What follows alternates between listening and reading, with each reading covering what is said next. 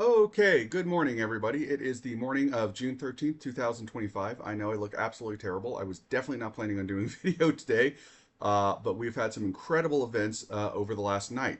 Um, Last night, Israel launched an extensive series of strikes on Iran. I know I just done a video about Iran's nuclear program. Uh, I will tell you, I thought ultimately this would end with Israel striking Iran. I never thought it was going to be this week. And I want to be very clear. I was caught off guard. The I started becoming suspicious that a strike was coming when the United States began evacuating embassy personnel and diplomatic personnel from Middle Eastern sites, namely in Iraq. That happened day before yesterday. Then last night the strikes began. Israel's series of strikes on Iran have been incredible. They have basically wiped out their entire senior military leadership. To give you an idea of the scale of what they have done, the best equivalent I could think of would be imagine if someone hit the United States and they took out the National Security Advisor, the Secretary of Defense, all the Joint Chiefs, and the head of the CIA. That was last night. This morning, a series of remaining commanders of Iranian military units had a meeting at a bunker. And the Israelis had the entire thing. The Israelis have completely penetrated every level of Iran's security apparatus. The Israelis hit the bunker and killed all the planners. So basically, a bunch of like generals and colonels and staff officers just got blown up this morning after losing all the senior leadership last night. Additionally, the Israelis had pre-positioned drones within Iran, and when they launched their strikes, the drones took off and began hitting targets. The Israelis also had commando units in Iran who began providing targeting information. The Israelis also assassinated several senior nuclear scientists for Iran's nuclear program.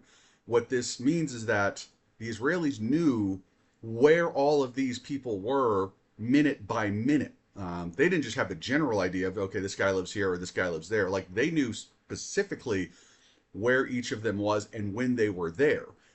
This is incredible. They've completely compromised every level of the Iranian government, military, and intelligence. Um, the Additionally, the Israelis hit ballistic missile stockpiles last night. Took out, I don't know how many, but lots of Iranian ballistic missiles. Now, these are conventional missiles, not like nuclear missiles. But that would have been one of the very obvious ways that the Iranians would have struck back at Israel, would have been launching these missiles at them, and the Israelis just blew them up.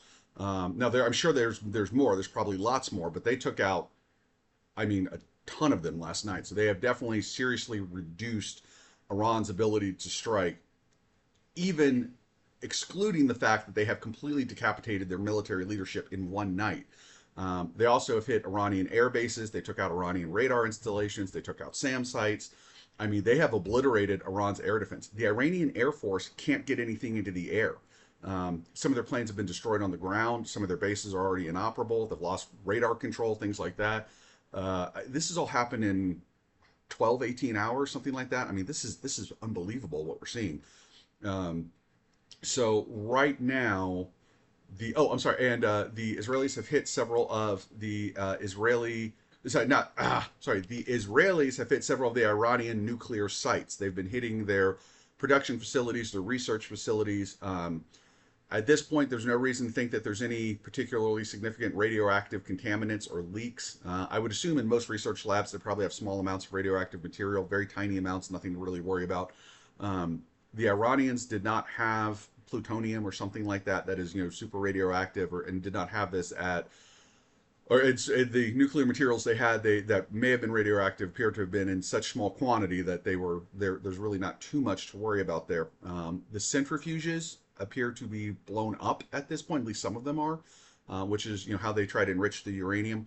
Uh, so their program has been set back years. They've lost millions and millions and millions of dollars worth of infrastructure, and above all, they have lost the elite human capital that they needed to do this program. The scientists, the engineers, as well as the military leadership. They also took out Khomeini's senior aide, the Ayatollah senior aide, which I take that more as a statement to the Iranians of, if we can kill your senior aide, Khomeini, we can kill you. So, think about what you want to do next and how long you want to keep breathing on this earth.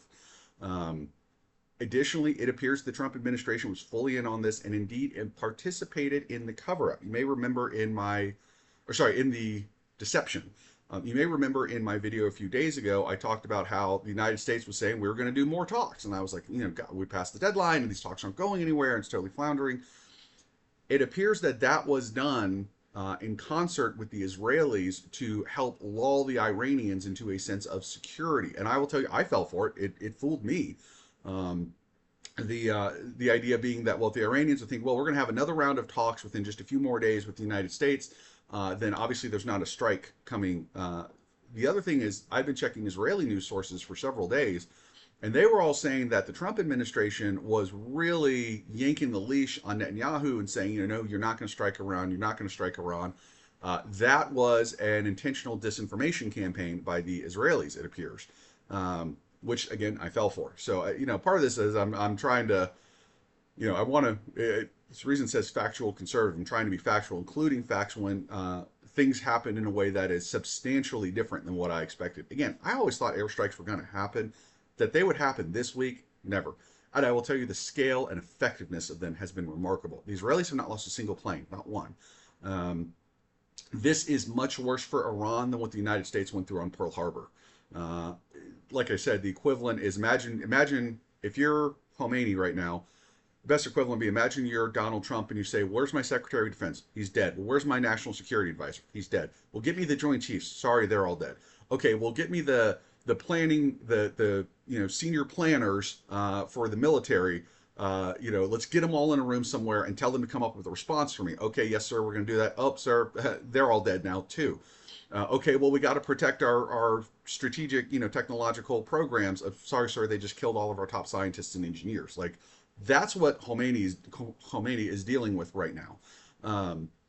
It's not a good day to be the Ayatollah. So we've had an absolutely remarkable thing happen. For those wondering, what will be Iran's response? Remember, Iran does not have nuclear weaponry, so they cannot fight back with that. They do not have any high-level military leadership at this point. So trying to organize a counterstrike is going to be very difficult. Their radar network is in very bad shape right now, to put it mildly. They have lost a number of their ballistic cruise missiles, ballistic missiles.